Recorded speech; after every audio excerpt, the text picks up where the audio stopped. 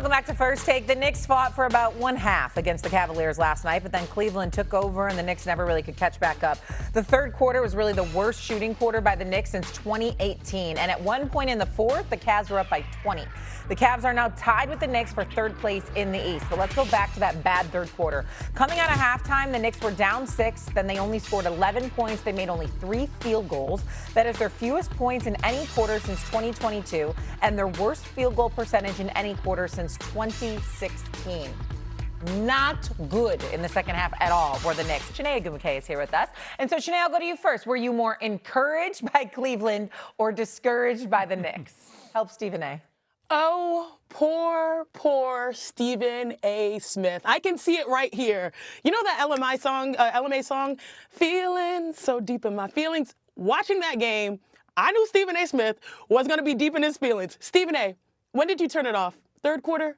Fourth quarter? When did you put the misery away? Third quarter. Yeah, I knew it. Sorry, let me not laugh at your pain. I knew it. I knew it.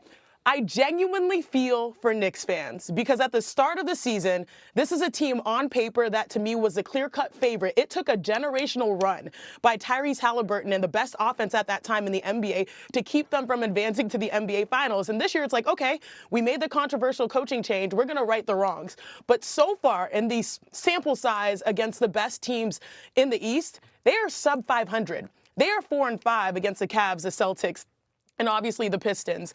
And what I'll say here is I am more encouraged by far by what I've seen from the Cleveland Cavaliers. And I say this because it is not easy to drop in a new player, James Harden, and honestly play your best version of basketball right after. Mind you, James Harden is probably one of the most heavily criticized players. Also, he left a good thing, the Clippers, that win streak, when he left for a great thing, which is now the Cleveland Cavaliers being 6-1 since he has arrived. I am in awe of what is happening in Cleveland because right now we're talking about no longer the Knicks coming out of the East. And obviously the favorites are the Detroit Pistons, but the Cleveland Cavaliers have absolutely entered the conversation. And that 3 right there probably made you sick, Stephen A. It probably made you sick because there was no New York Knicks defender in sight. They gave them too many easy looks. The Cavs just disposed of them quite easily, especially in the second half. Last, I'll say this. James Harden came for 3 reasons. One, he said he wants to win a championship. And to me, that was interesting to say that and also back it up with his play. 2, he has to make Donovan Mitchell look great. And so far, Don has looked happy and brought new life to this organization, to this franchise. 3, he had to really unlock the bigs. Ellen, since James Harden has arrived, 11 from 12 from the field, 10 for 16, 8 for 8, 5 for 8, 11 for 15, 4 for 6, 7 for 8 last night, averaging 20 points and shooting 77% from the field. I did not have that on my bingo card with where the Cavs were about 2 months ago. Now we're talking about them potentially being the ones, the squad, to make it to the NBA Finals. Good point, Chiney. I wanted to look up what the New York Knicks gave up for Mikal Bridges because I want everybody to understand the magnitude of that move.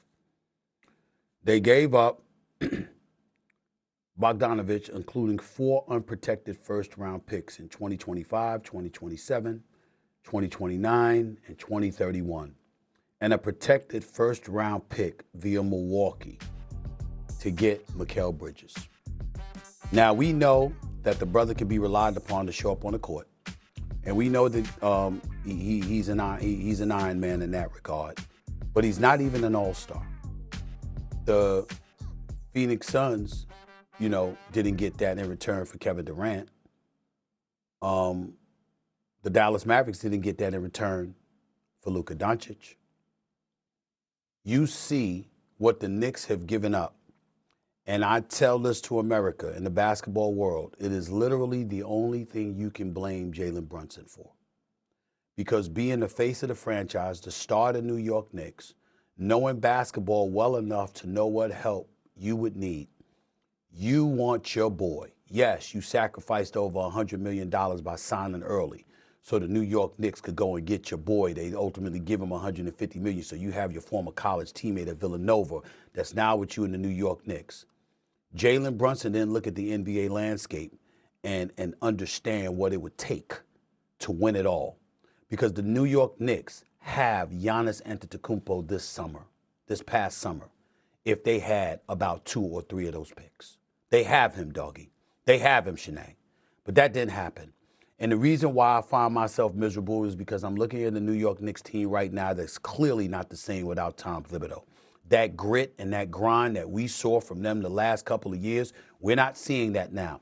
There was slippage defensively, which we knew would occur. What we expected was an upgrade offensively. Karl Anthony Towns doesn't look the same.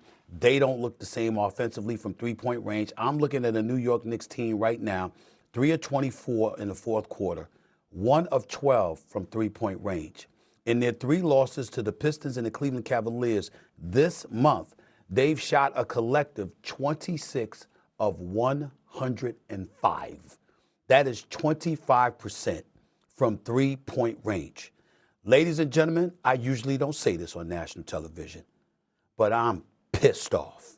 You don't even understand how pissed off I am at this New York Knicks team right now. You have a championship appearance, at the very least, within your grasp. And it looks like they've blown it because Boston has upgraded, because Jaylen Brown has ascended, and Jason Tatum is going to return.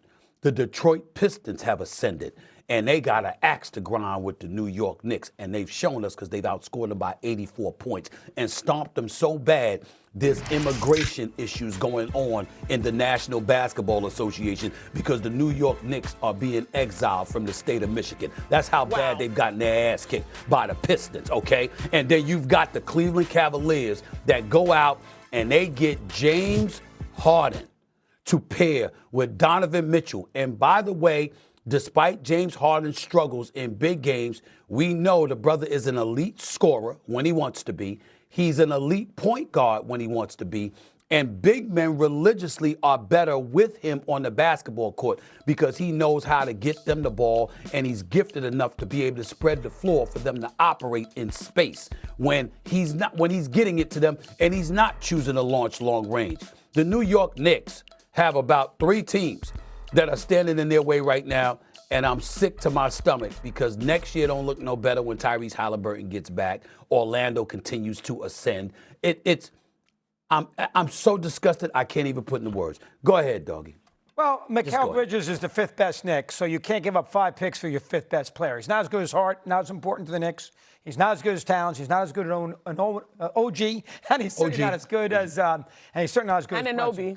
That was a bad trade. All right. Now, I'm not going to kill Rose because that was a phenomenal move getting Brunson. GMs are not going to go. They're not going to be 100%. I hated the Thibodeau firing. I don't care what Steve says. I don't care what anybody says. That was Dolan who did it. I don't hear about the players, well, they didn't like the minutes. Nonsense. When they beat the Celtics, they were dancing on 7th Avenue, and everybody loved Thibodeau. Halliburton makes a shot out of a miracle, bounces 9 miles in the air. It goes in. That ball doesn't go in. The Knicks are in the final, and Thibodeau is still coaching the team. Now, as far as the scenario is with these 4 teams, I understand what Steve's saying. I get it. But I thought the same thing, and then I saw the Knicks play the fourth quarter against Houston on Saturday night. Well, that was a great comeback. Down 18.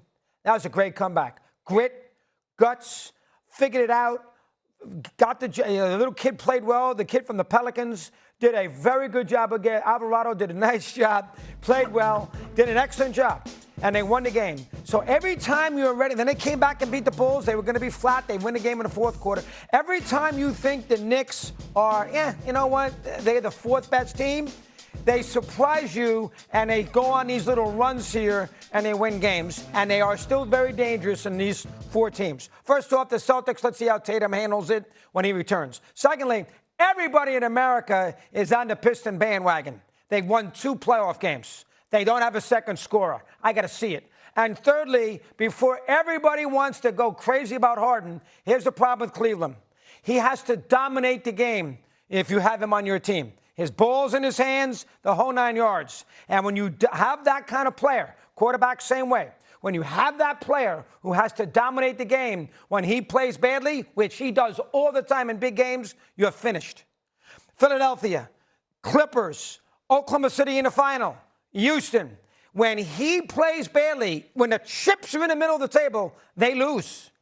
So I can't think that Cleveland now is going to be a team that's going to win the East. I still think, despite what Stevie just said, I still think the Knicks have a chance to get out of the conference. Hold on. Chiney, really quick. Doggy. Mikal Bridges. Yeah. Hell of a time to bring in Mikal Bridges, in my opinion. I mean, he shot better, you could argue, and took more shots last night than Karl Anthony Towns did. I mean, I know. Go ahead, Chiney. Go ahead, and I'll finish. Go ahead. You're right on the money there, Shay, and I'm going to come back to it. But first, Doggy, I want you to know that the James Harden that you knew maybe 10 years ago is not the James Harden now. We've seen multiple iterations of James Harden, the guy who was a sixth man at OKC. I know him from the Houston Rockets. That was the MVP. We have the guy that called himself between Brooklyn and Philly the system, right? Mm-hmm. And people looked at him crazy. But now the James Harden that we know is truly a facilitator.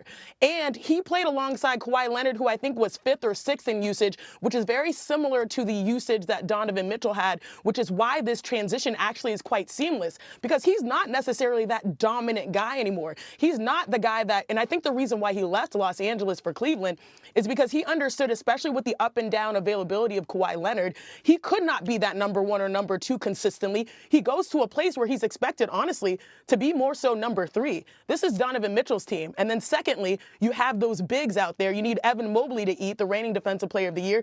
And on top of that, I mentioned Jarrett Allen's numbers. Those guys are kind of more priority in this scenario where James Harden is more of a facilitator than the old guy that we knew that was truly ball dominant. And then get to Shay's point, the biggest issue, Stephen A. Smith, because Stephen A., I don't know if I can see you. I hope I have enough power to bring him back on my screen. I want to see that chocolate. Stephen A., the biggest issue that you have and what you outlined with the top four teams in the East, all of the other teams, the Boston Celtics, the Detroit Pistons, all of these teams, the squads, the Cleveland Cavaliers, they now have found consistency. And the lack of consistency for the New York Knicks is their biggest problem right now. And the reason why they have a lack of consistency is the reason why you look at the box score and you see, how in the world could Karl Anthony Towns only have 5 shots in this game? When your outside shooters, Mikal Bridges and Jalen Brunson, are 12 for 36 from the floor and shooting 25 or 27% as a team from three, you go to your big man, but then the big man only has 5 shots. That is the problem. If you fix that, maybe you'll have more of a chance. He only took 1 shot in the second half. It's just all bad. It's all bad. And Crazy. The problem with the That's Knicks him too, though. That's him too. Listen. Karl Anthony Towns, my man, I did the commercial with him before the season began. I love Karl Anthony Towns. I've known him for years. Let me tell you something right now. I'm not putting that totally on Mike Brown. At some point in time, you got to have an attitude. This falls along the lines of what Shaq was trying to tell him the other day, Saturday night after they beat Houston, when Shaq was like, you got to be great. That's why Shaq was right. In other words, you got to go get it. You got to be some kind of attitude. Cats got to know, if we don't get Karl Anthony Towns the basketball, we're going to have a problem with Karl Anthony Towns because he ain't having it.